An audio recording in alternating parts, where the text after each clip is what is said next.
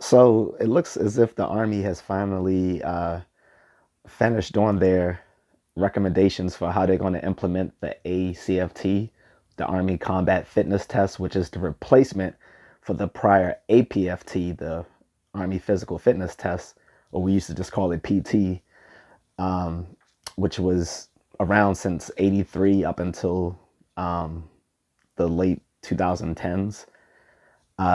The ACFT is the replacement, which has now 6 different exercises as compared to the 3 from the original one when I was in the service, where it was you know how many push-ups, consecutive push-ups you can do in 2 minutes, how many push-ups, excuse me, how many consecutive sit-ups you can do in 2 minutes, followed by a 2 mile run. Now there's still the 2 mile run, but they've replaced the other exercises and added others. So you had to do things now like a sprint on top of the 2 mile run and some other stuff. One of them was a leg tuck, which has been replaced by planks. Doesn't make sense because the leg tuck, although it's a more difficult exercise than doing sit-ups, was meant not just to show your core strength,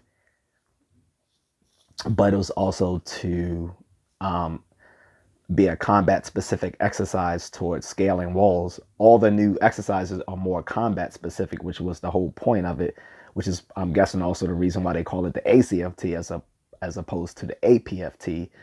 But there was a backlash saying that smaller people and women in general were less physically able to do these tasks, and as well as people of older age. The Army's always been physical, and we used to joke that under the older guidelines for the APFT, that a woman could be pregnant and smoking cigarettes and still pass it because their standards were so lower than the men. So I thought there was a course correction for that for the ACFT, but because of backlash, they went back to that sort of thing now, where it's much easier for them. Even Congress got involved and said they had to modify their standards. So they want a weaker army, just that more people can be a part of it. Eh, I understand, but that's bullshit. And you're making our army weaker. Um, if people can't handle it, maybe choose an easier branch to join. Maybe. But yeah, that's kind of whack to me. Um, like I said, the leg tuck makes sense from a combat specific exercise point of view, as well as the other exercises that they implemented. But we'll see how it goes, because you still don't have to take a record ACFT exam until next year if you're active duty Army. And if you're National Guard or Reserves, you still got like 2 years before you have to do a record one.